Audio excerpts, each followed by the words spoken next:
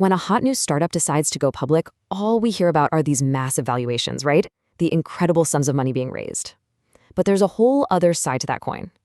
A, let's say, hidden price tag that is just astronomical. So what does it really cost for a startup to launch an IPO? Come on, let's get into it. Okay, just look at this number. 474 crore rupees. Any guesses what this could be?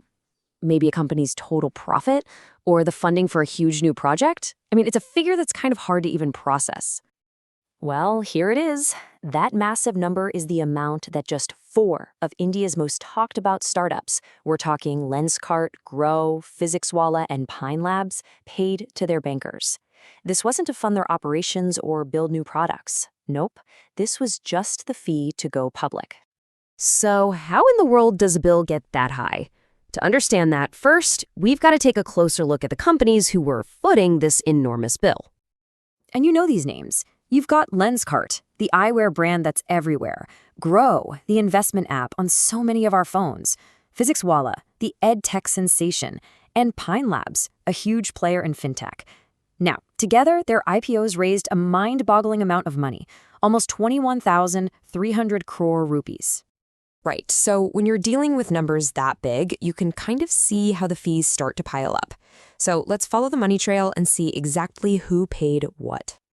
And this is where it gets really interesting when you break it down. Look at this. The investment platform Groww was actually the biggest spender of the bunch, paying out over 151 crore just to their bankers. Lenskart and Pine Labs are right up there too, and PhysicsWallah's fees were just shy of 90 crore. But here's the real kicker. As huge as those banker fees are, believe it or not, that's not even the full picture. The banker's cut is definitely the biggest piece of the pie, but the whole pie is, well, it's a lot bigger. So what does the entire bill for an IPO actually look like? Let's go ahead and peek inside that expense report. This chart really lays it out for us.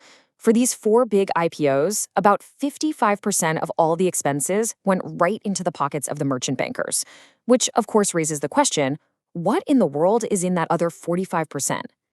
Well, that other 45% is basically a whole ecosystem of other costs. You've got your official listing and regulatory charges, you've got processing fees for the BSE and NSE, huge bills from the lawyers, printing costs, and of course, all the marketing and advertising you need to make the IPO a splash. And here's another really smart way to look at all this. Forget the raw numbers for a second. Let's look at the total cost as a percentage of the money they raised. And when you do that, the fintech company Pine Labs actually had the most expensive IPO relative to its size. Their total costs ate up a full 5% of their entire issue. You know, this brings us to a much bigger question. Are these 4 companies just some kind of anomaly? Or are these eye-watering fees just the new normal for tech startups?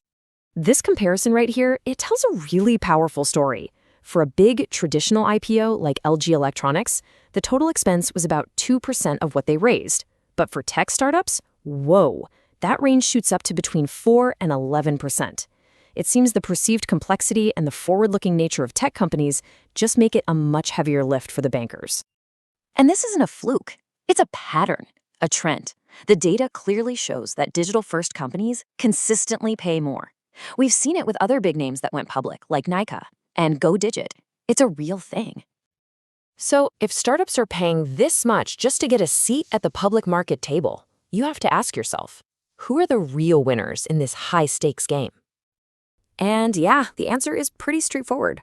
While the startups are cutting these huge checks, the merchant bankers and the financial institutions that manage these deals are having an absolutely stellar, record-breaking year. Just to put that into perspective, fundraising from the primary market has already crossed 1.5 lakh crore rupees this year alone. That is a massive, massive pool of fees and commissions for the financial world. Which leaves us with one final, pretty critical question. As India's next generation of tech unicorns and soonicorns get ready to go public, is this multi-core price tag no longer a shocker, but just the new cost of admission to the stock market?